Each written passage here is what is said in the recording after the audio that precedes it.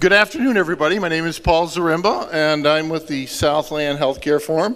I am the program director, and my presentation is going to be a video, but it's not going to be as impressive as the last one, as inspiring, but hopefully it will be in certain ways.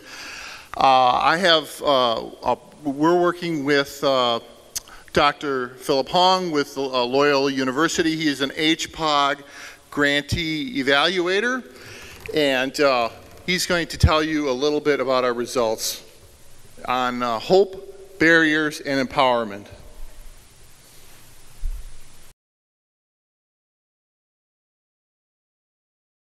Hello, my name is Philip Hong, and I'm the principal investigator of Loyola University Chicago's HPOG-University Partnership Grant. The title of our grant is Evaluation of Empowerment Pathways to Self-Sufficiency in Health Professions Career Development for Low-Income Individuals. We're a very proud partner of 3 HPOG program grantees: Southland Healthcare Forum in Chicago Heights, Illinois, Gateway Technical College in Kenosha, Wisconsin, and Instituto del Progreso Latino in Chicago, Illinois. I'm sure all 3 of our partners are in the audience today. I'd like to say hello to all of them. For today's lightning talk session, one of our 3 partners, Southland Healthcare Forum and Loyola University Chicago, come together before you to present on our preliminary analysis from the 2 years of evaluation on hope, barriers, and empowerment. This has been a mutually beneficial evaluation looking at psychological self-sufficiency that comprises employment hope and perceived employment barriers as they relate to economic self-sufficiency, as students move through the various training programs. And so far, we have uncovered that employment hope and perceived barriers contribute significantly to economic self-sufficiency. And also, improvement in employment hope in earlier stage contributes positively to increase in economic self-sufficiency in later stage. So what is the added value of this evaluation?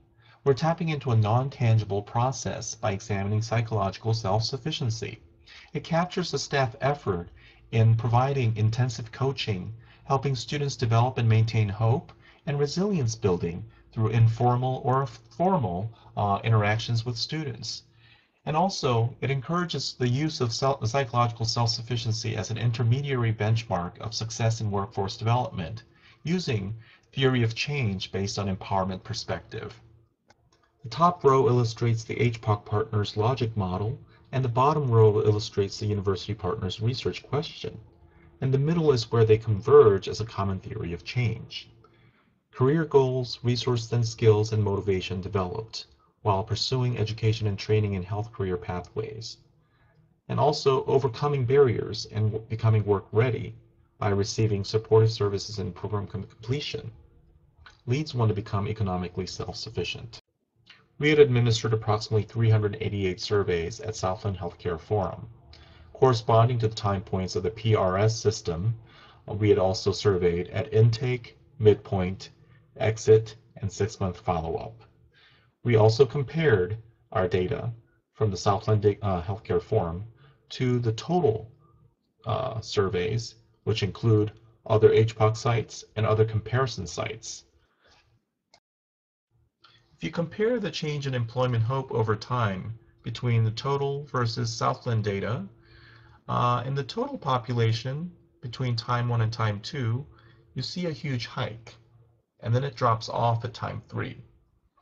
In the Southland data between time 1 and time 2, you see a marginal decrease, and then it hikes up at time 3.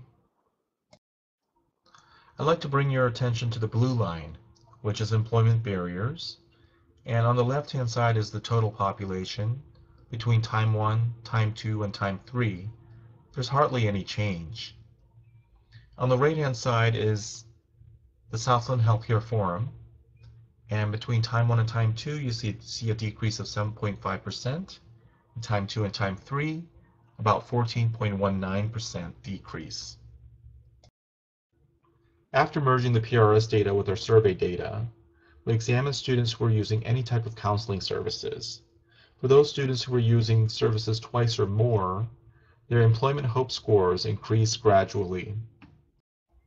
For those students who used the counseling services twice or more, their employment barrier scores decreased gradually. Interestingly, these findings were very similar from data obtained from our other HPOG partner, Gateway Technical College. So what lessons have we learned? What aspect of these HPOG programs could be contributing to these changes? After having discussion with program manager and program specialists, they suggested that intensive coaching provided to students by program specialists, either informally or formally, could be making a difference in terms of maintaining and improving psychological self-sufficiency. I'd like to thank all of you for listening and have a wonderful conference.